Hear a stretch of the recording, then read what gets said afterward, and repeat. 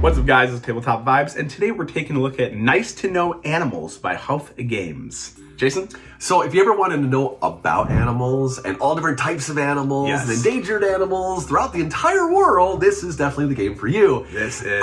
There is giant stack of animals in this game, all with their own individual flavor text talking about the animals and all the information, everything. It's a really rich and robust game all about animals. Yeah, and like this game is 1 to 6 players. It's a drafting set collection game.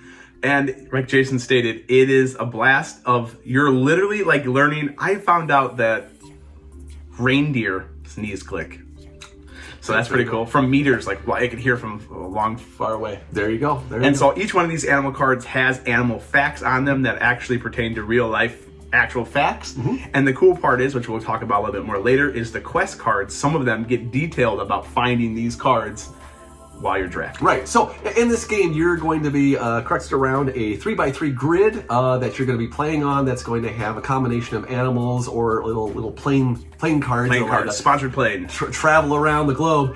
And basically the whole goal of this game is to develop research points in order to spend them to actually study the animals and collect them into your personal tableau, which then, based on the combination of the cards that you have and the quests that you're fulfilling and concentration of those animals in different regions or different types, will get you a whole bunch of endgame scoring victory points. Right, and so the game is pretty straightforward in the fact that you have the study phase, where you'll literally are discarding cards that are on in the draft area for money. The cool part is the top animals are the least amount of money. Yes, you get the least. Bottom animals are the highest amount of money, but then when you go to buy, the top animal is the most expensive, and the bottom animal is the least expensive. Right, and as you are pulling animals, then everything cascades down, so in a sense, everything gets cheaper and worth more from a pulling and putting in perspective. Yeah. But again, because you're kind of trying to concentrate this, it is sort of a pseudo set collection type of idea.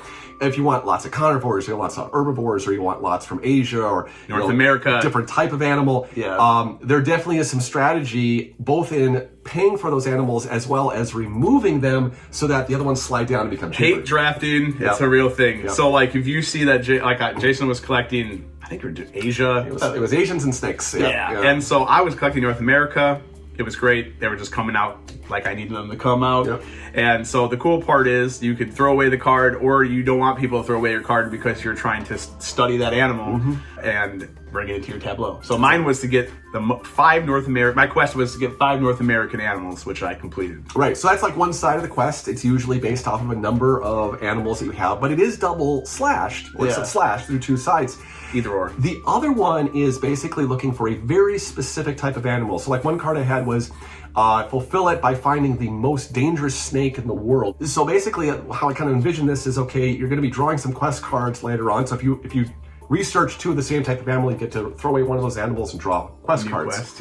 And so you kind of look at the board and say, okay, is the animal that's corresponding to that one quest on the board, and do I think I can get it? Because that's just one card. And if not, then it's okay, I have to get 4 or 5 different animals to fulfill this quest. So, and that encourages you to read what the card's about. What the card's about and all the additional flavor text and all the additional information. So it was really kind of a clever way that they put in the knowledge of learning this game with a core mechanic. It literally almost forces you to learn in a good way. But you walk away with the fact that, like, hey, reindeers click. Oh, this animal is the number one.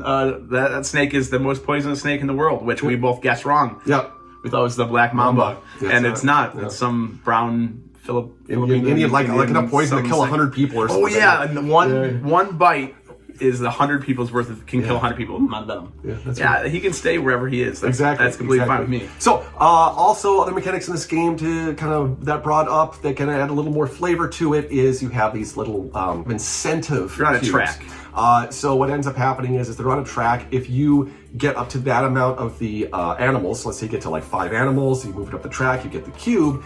But then it institutes a incentive phase. Information phase. And you put a yellow cube all the places where nobody is at. It's incentivizing people to go to those continents. Get those. Because you have to go to the continents to actually study the animal from that continent. Yes. Go figure. Yeah. So it helps kind of incentivize you to move around the map, which is making things a little stretchy, but you're you want to also group things together, so a little bit of balance. You're incentivized to fly over to grab that cube, and then you're like, oh, well, this animal's now out while I'm here, or maybe it's not, or you're collecting North American animals and you're in Asia collecting the cube, but it makes you travel the globe.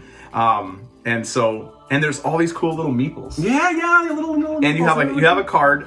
It's like a helper card. It's an aid card. They did a great job on this. Very useful. Thank you, by the way. And it breaks it all down nicely. And then you also have on there your animal of choice. I picked the gorilla. And I picked penguin, of course. Of course, yeah. But they also have a bunch of other ones you can pick from, which will show up on the screen. They're really beautiful, like wooden meeples. The tokens. This probably might be the deluxe version, and this could be a prototype. It probably is. So everything's subject to change. But the pieces are really nice. They're like wooden pieces for the research tokens, 3s and 1s. And yeah, it's just a really fun game about learning about, nice to know about all these different animals. And they have a cool t-shirt, save animals. So my t-shirt, it wasn't part of the thing. It did, if you're happy, to clap your, because, hey, dinosaurs are animals too. They just didn't get a chance. Thank God, because we now do. So anyways, it's the whole thing. Circle of Life, watch Lion King. So it's coming to Kickstarter really soon. It's a really fun game. If you like animals, you like to learn about facts, drafting, set collection, it's easy. You could probably teach this to your kids pretty well, because you can have them pull it out and then pull out the card and like, hey, pick the reindeer, pick the lion. And then you can read them the card and tell them about facts. So it's really cool for helping your kids learn about that, or adults, because we all need to learn things sometimes. Sometimes. And so it also has a solo mode if you're into that as well.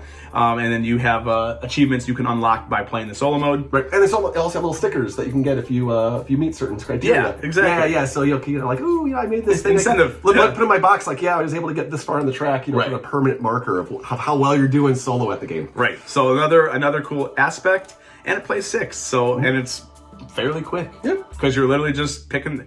Either discarding the animal for money, for study points, buying the animal with study points, and you do that to someone that has 18 animals, and that's it. Shut down. And there's endangered animals, which is really fun and cool to learn about as well. Like the tiger, or what was the one I said that it's endangered? Oh, a bunny. Filipino bunny. Right? European. Philippine. Yeah, bunny. Endangered bunny. Who would have thought bunnies of all things would be endangered? Because they breed like rabbits. Like rabbits. Go figure. So yeah, it's a really good, fun time. We learned a lot about animals. It was nice to know. We're Tabletop Vibes. Like, subscribe, and comment. We probably already used this, but we're going to do it again because it's about animals. Your favorite animal? Mine's a tiger. Yeah, you know my answer. Jason's is penguin. Penguin. Always.